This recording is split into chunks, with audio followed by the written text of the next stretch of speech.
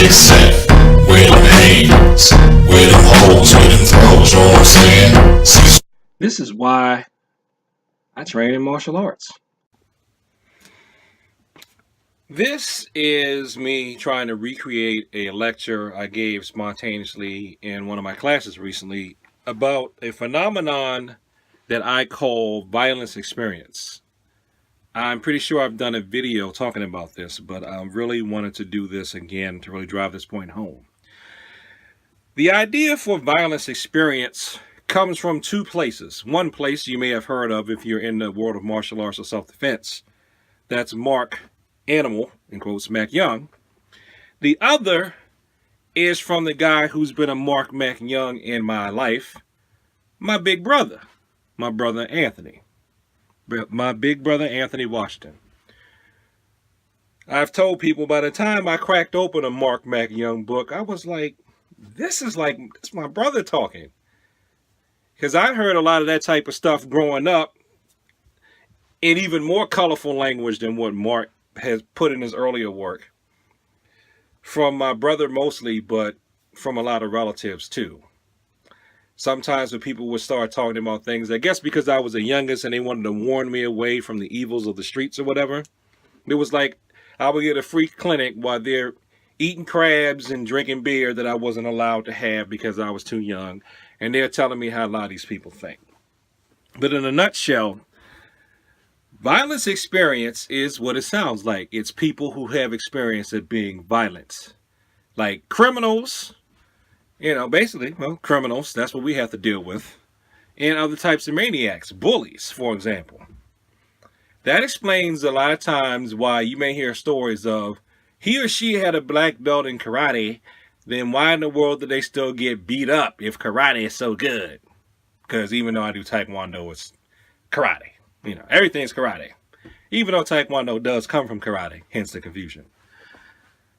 But it is because they have more violence experience. They have more experience at hurting people than the average person that's in a martial arts class. So they know how to do it. They don't have to practice forms to do it. They don't have to take training to do it. Now, that's not to say that they have not been trained. It has just not been in a classroom. They have a method to their madness. They even have techniques that they use. That's people with violence experience are the people who came up with the king hit, known in the United States as the sucker punch or the one-hitter quitter. The reason why they figured out how to do it and how to play that game so well to catch people off guard is because they have violence experience. Now, this is what I told my students. The problem that you all are going to run into coming into dealing with violence experienced people is either two things, in my opinion.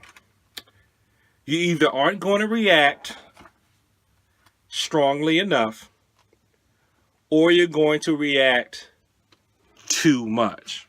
Let's go over strongly enough. That's when you have people freezing.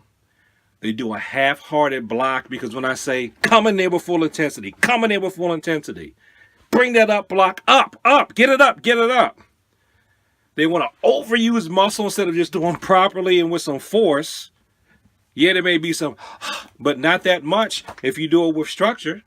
One of the kids I was teaching in my basement today, one of the only kids that showed up today, he actually blocked me trying to grab him because he finally did it with some structure behind the technique, proper body mechanics, and he knocked the grown man's hand away from him. Finally. That's what's going to happen if you don't have enough violence experience. The flip side, when you don't respond strongly enough. The flip side is when you respond with too much. Not that you have too much violence experience, but it's this.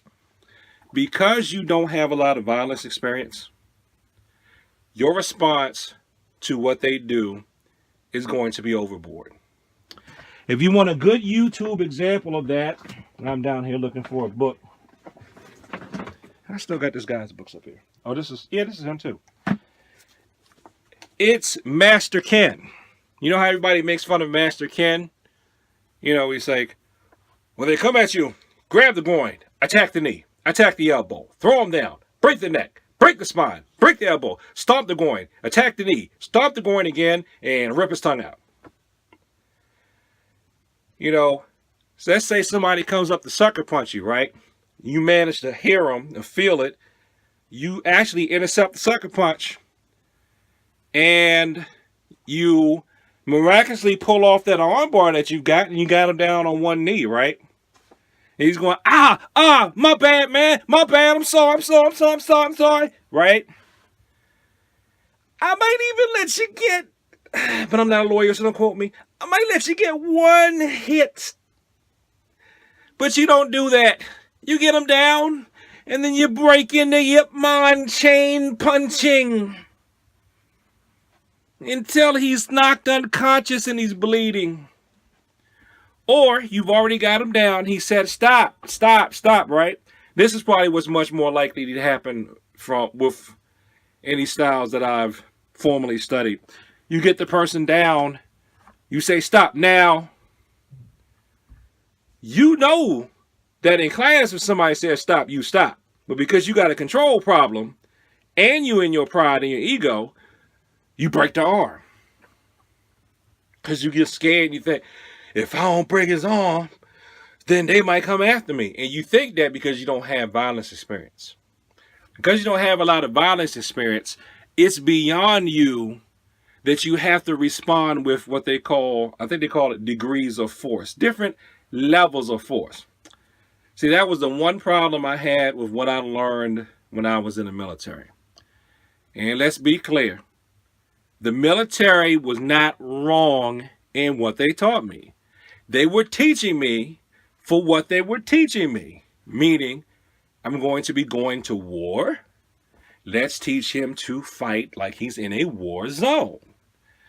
He is a civilian. We have to make him into a Marine. He has to be able to go from 0 to 100. He has to go from here to whoop in an instant because the enemy's coming from out of the bushes. They're running over the sand dune. They're popping from out of the tree. Or, he comes out here. I'm walking. And then he comes in with a knife. I mean, that's combat. But everything is not combat. We'll say this is normal. We'll say this is full-blown combat. But there are things that come at various levels through here. And you have to be able to respond appropriately. And to me, that's much more difficult in a way than being a soldier because you have to think, problem solve, and look at what's going on. And I don't mean to disrespect people who've been in combat, disrespect our soldiers. That's my intent. That is not my intent. That is not my intent. But when you live like I live now, you have a regular life, and you don't have a lot of violence experience, which I don't have. I have some, not a lot of violence experience. And then all of a sudden you're dealing with something. You got to know, all right, is this guy just talking trash? Or does he just want to blow off some steam and maybe throw a couple of punches? Or is this person going to try to stab me or rob me? Or is this some kind of maniac I'm going to have to fight like it's combat in order for me to get out of it? And now these days, we have an even bigger dynamic. Because now we have men who don't have a lot of violence experience, but women that do. Women that have violence experience who know if I walk up and slap this guy, I know from my violence experience that even if he hits me back and he hurts me, other men will jump in to beat him up because they're programmed to protect me, even if I cause it. So now you got this woman yelling at you and you're a man, you got to go. Is she just yelling at me? Is she actually going to hit me? If she hit me, should I hit her back? I don't want to hit her back. I can't hit her back. My mother taught me not to hit women back. But what if she keeps hitting me? How do I stop it? See? Because they don't have enough violence experience. So if they respond with how they were taught to respond in class, like it's one step here, no, you can't do that. What are you going to do? Like I've seen in some YouTube videos. You're going to pick her up and go for a uranage ippon throw? You're going to choke her out? You want to do that? No. Because you don't have violence experience and people don't talk about this very often, you're not thinking about responding with the correct level of force. Now, I have a series that I hope I remember to link below this video on how to respond when women are attacking you. This is, I believe it's called social violence. This is women want to fight and blow off steam at your expense. They want to hit you, but they're not really capable of hurting you. Because if she pulls out a knife or a pole or something like that, all bets are off because she has a weapon. And she could actually kill you. That's different. But see, there you go again with violence experience. If you don't have a lot of violence experience, you might not know by the way they're moving or standing or way they're holding their hand or reaching under their shirt or something like that. Man, she's trying to stab me. I feel like she's trying to stab. She's trying to stab me. I'm going to have to do something. I have to get away from her so she can't stab me. You might stand too close to people because you don't have any violence experience. And then you can't get your defensive technique off to work because you're too darn close. I don't care how good you are. If you're too close and you're going to get hit. Those are things that you pick up. Either you've been in the martial arts forever,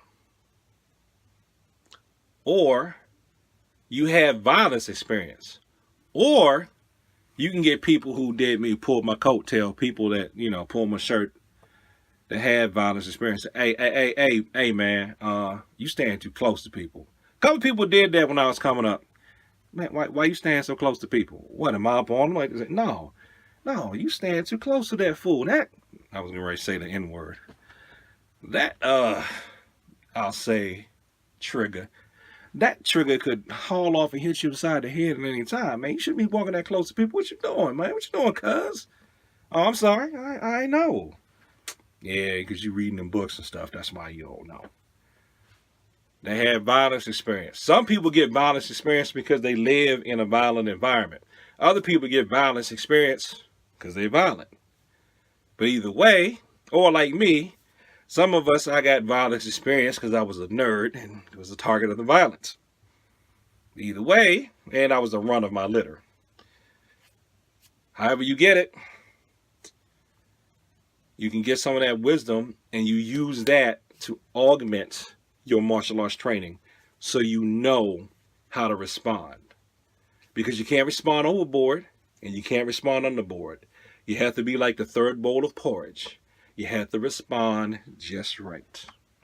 And I'm not even getting paid for endorsing this stuff. But like I said, now I told my brother he ought to write some books like this too. Okay? Hope he don't get mad if he ever sees this video.